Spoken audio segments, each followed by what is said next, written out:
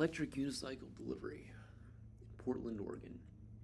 This is Monday, February the 26th, 2024. Been doing this for a long time. If you wanted to deliver food and use your electric unicycle here in Portland, this is what you're going to be up against. So first, you've got three options when it comes to apps. There were five. Postmates and Try Caviar both got bought out. So Postmates is now with UberEats. Try Caviar is now with DoorDash. DoorDash is like a lot of people dash. There are a lot of dashers. There are a lot of it's the cheap service, I think. So I don't actually use any of these services to receive food. I've only worked for them. DoorDash has the glitchiest app. It's easiest to get on with, I believe. But they have three sections. You've got car, scooter, and bicycle. Now here in Portland, the bicycle version, you might be able to get a really good if you raise your reputation with them and you don't decline any orders. It's going to take a while. Like I've sat out there for 2 or 3 hours waiting for an order from DoorDash, didn't get anything.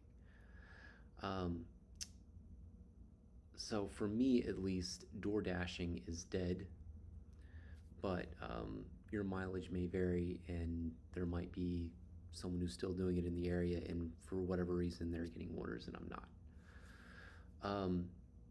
DoorDash is kind of gone downhill because a lot of people will either say no tip or you get paid, less than $1 for a trip.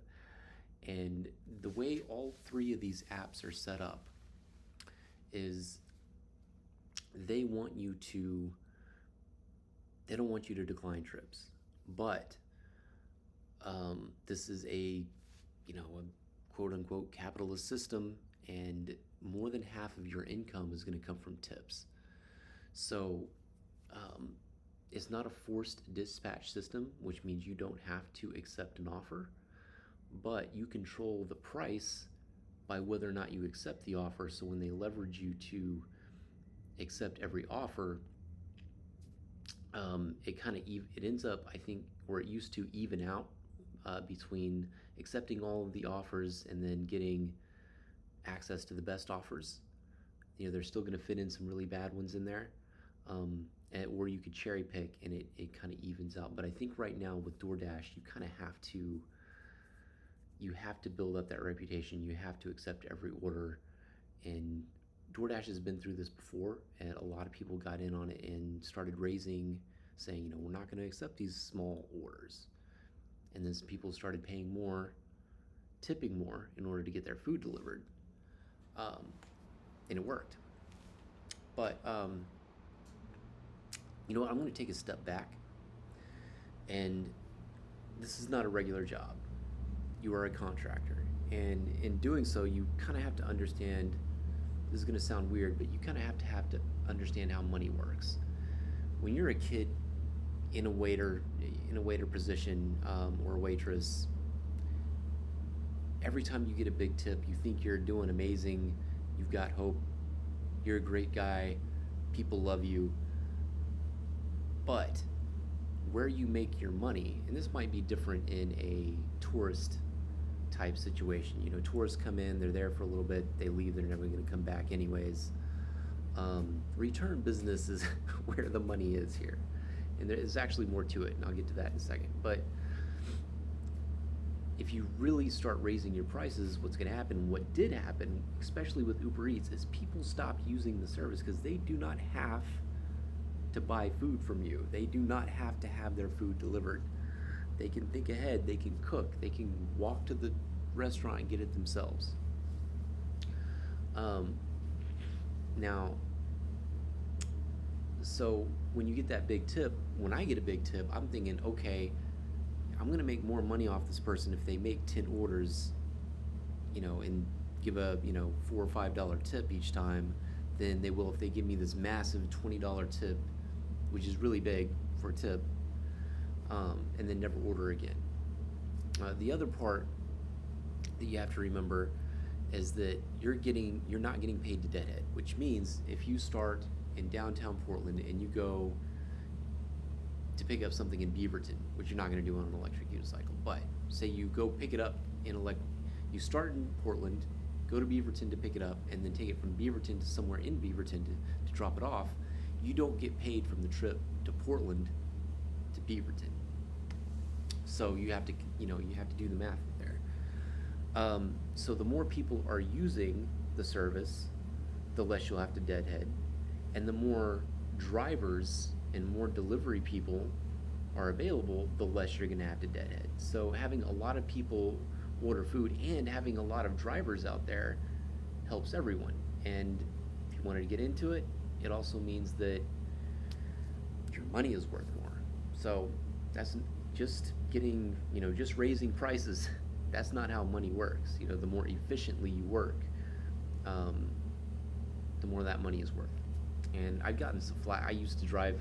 I've also driven people around in Uber and Lyft, and I've had this conversation. And there's this sentiment where, if it's mechanical, if you're going for a path of least resistance, just to make everything work, you'll do something evil and put a bunch of kids to work. And you know, I try not to get into that, but just the mechanics of it are that the equipment that we use, the technology that we use makes getting work done more efficiently, so now your money can do more work.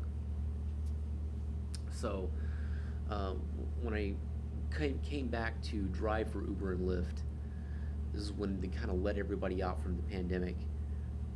There weren't enough drivers, everybody needed a ride, and I was getting paid $60 to $100 per trip, but I had to deadhead a long time, and not everybody was buying. So when the prices came down, I ended up making the exact same amount every day, but I also meant that my money I could spend, if I went out and drank, um, it's doing this bubble thing. I don't know if that showed up in the video, but now my money is worth more. Now if I go out and drink and want to get an Uber home, I don't spend 60 or $100. So it works out. Um, so I don't get angry if somebody doesn't tip. These are you can get on an electric unicycle downtown. You can get these trips done really quickly. And the other thing that you have to remember, Uber Eats won't show your tips immediately. You have to wait a few hours. So if you've been driving around for a couple of hours, you look down, you've got $10. It can be a little disheartening, but the tips will come in. But some people tip low through the app, but they'll give you cash when you get there. Like I can go through, I don't remember who gave me cash, but I can go through a list of deliveries and you might see a couple of really low ballers, and some of those might be cash tips.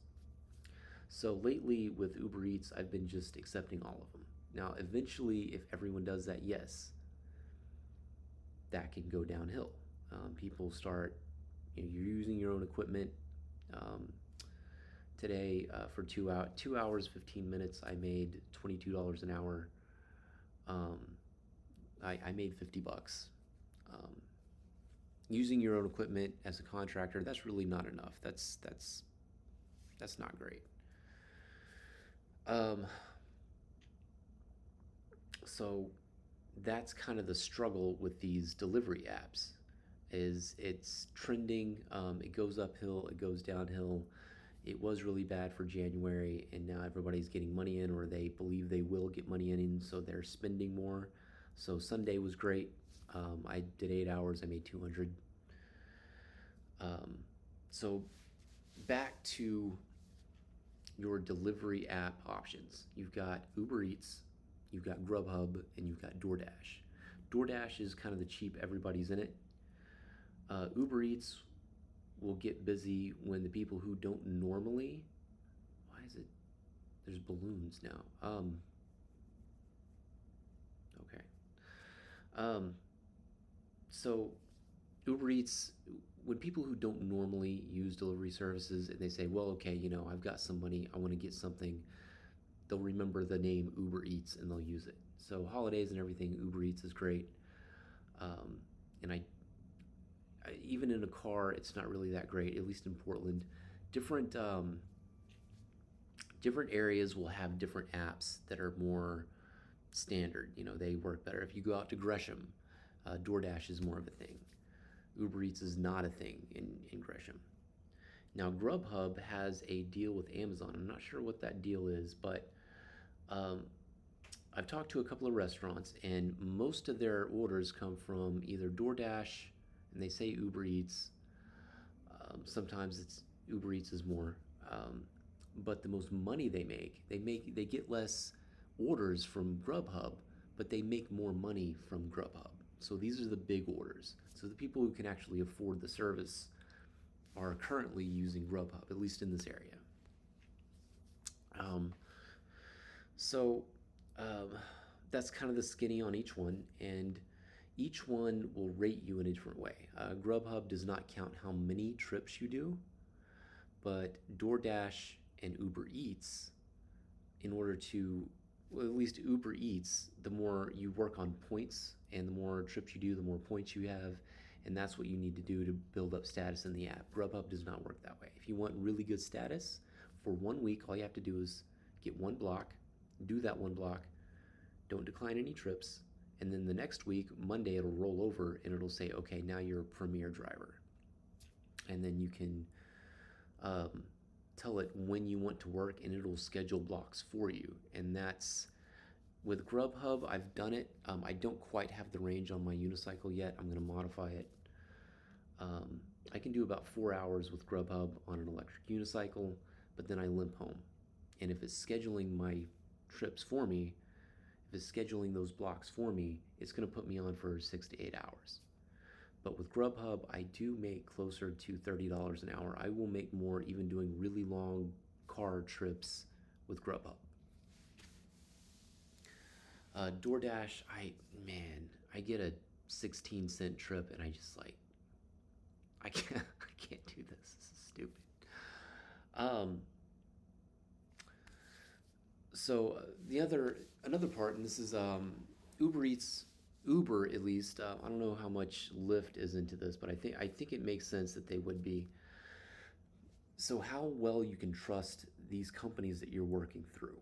Um, there was a point where on a Sunday, like Friday through Sunday, I would make let's see here. Friday I'd make $300 or $400 driving a car and picking people up, and Saturday I'd make the same thing, and then Sunday, when all those trips, I'd get an incentive to do a certain amount of trips within that 3 days period. I would get just for Sunday, with the bonuses, like $800 or $900. Um, that was worth it. But the problem with that, and with any business that you run like that, is, especially with Uber, all you have to do is turn the app on and turn it off. Like I took a vacation for 2 months and came back, turned the app back on, and went back to work. You can't do that with a regular job. So if they pay you too much, you're going to end up taking the next couple of days off. So they were paying us more and getting less work out of us. So in some ways that's good, but economically it's bad, and it's bad for just in general. That money has to come from somewhere, investors, whatnot. You can't survive. You can't continue to run a business that way.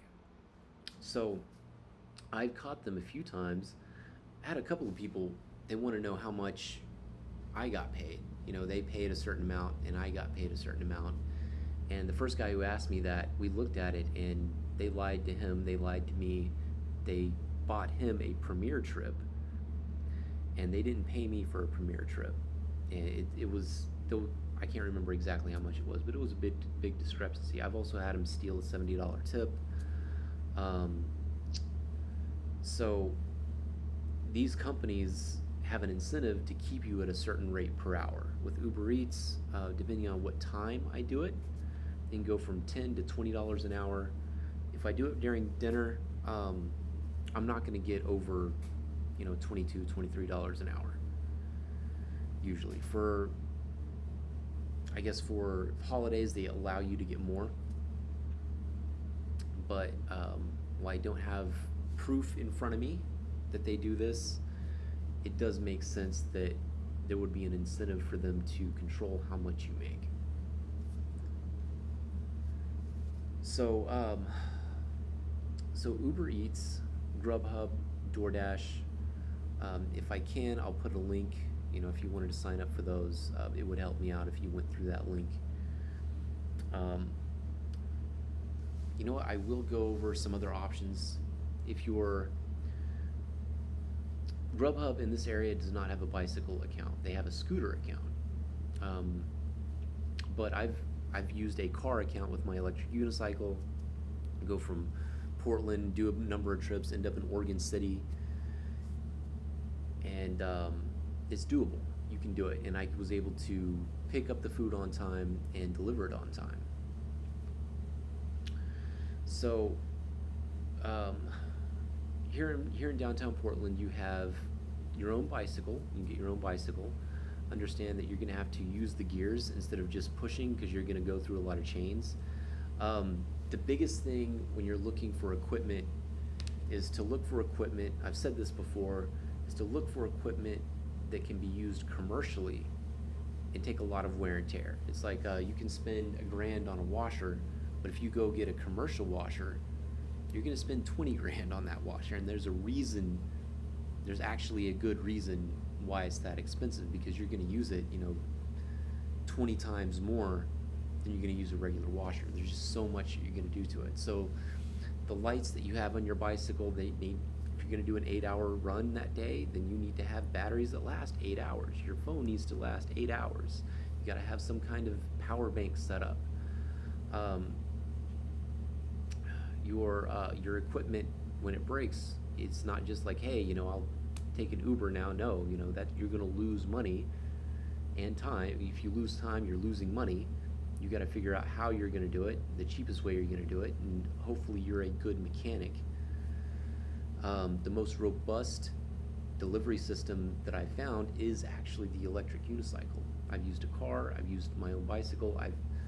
The other thing that you can use is the rental bicycles. Now, if you're down on your luck, you can. Bike Town is the bike rental thing here. Lime scooters are too expensive. Won't get much with that. You can contact Bike Town and say, hey, I've got, I'm on food stamps here. Is there any way I could get a better plan? And they will give that to you. All you have to do is prove this process, and you can use it. You can use those bicycles to deliver food, and they are built for commercial use. They are very robust, and you'll have to switch it out, or it's a 75-pound bike. I mean, it's really heavy. So once it runs out of juice, it's a hybrid electric bike. So you can't just twist a throttle, but what you can do is you pedal, and it'll assist. It's a pedal assist bike. And when you go over a bridge or something, it has a GPS unit on it. So if you go through the wrong area, it'll turn that electric assist off, like through a park or something, because you're not supposed to ride through there. So there's downsides to this. If you're going up a hill. So, Dashing, Uber Eats, Grubhub, they do not take into consideration elevation. That's something I forgot to mention is, you know what? I completely forgot about healthcare. I am so sorry. I should have put this in the beginning of the video. I was in the Navy, so I've got free healthcare. Somebody can walk up to me, chop me up into little pieces. The VA will put me back together and not charge me a dime. So I actually kind of feel bad about that. But that's what I have. And so the reason why I can do this is because I can, I don't have to worry about healthcare. Another thing that can be a barrier to you is you cannot let this unicycle out of your sight. You can take it in the restaurant with you. Almost every place that I've been to does not mind. Every now and then you'll have a Karen, a guard that's like, oh, Dad, it's got a tire on it. Not in my building. Not on my floor. That happened today. That's happened like 2 or 3 times in the 4,000 trips that I've done. I've done more than that, but Um, you don't want to leave it alone because it'll get stolen. And if you leave it at the bottom of the stairs, it's going to get stolen. So you have to carry this thing upstairs sometimes. And, these are 60, 50 to 90 pound vehicles. If you can't physically do that, you're going to get stuck. You know, you're going to either lose your wheel, or you're going to piss off your customer because it's like, I can't carry this thing upstairs. And I've done that. They wanted me to walk up five flights of stairs, and they had an elevator. Anyways, um, so 20 to $25 an hour if you're doing Grubhub, possibly $30 an hour, but you're using your own equipment. You have to buy gear, you have to buy a helmet, pads and everything. Um, and you're gonna have to ride in the rain because that's when you're gonna make the most money. That's where you're gonna make money. All right, guys. Any more questions? Just leave a comment down there.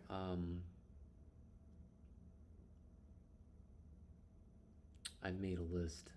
I've made videos like this, and I just sometimes you just got to get in there and say stuff. Have any questions? Let me know. I'll try to get you back in the comments.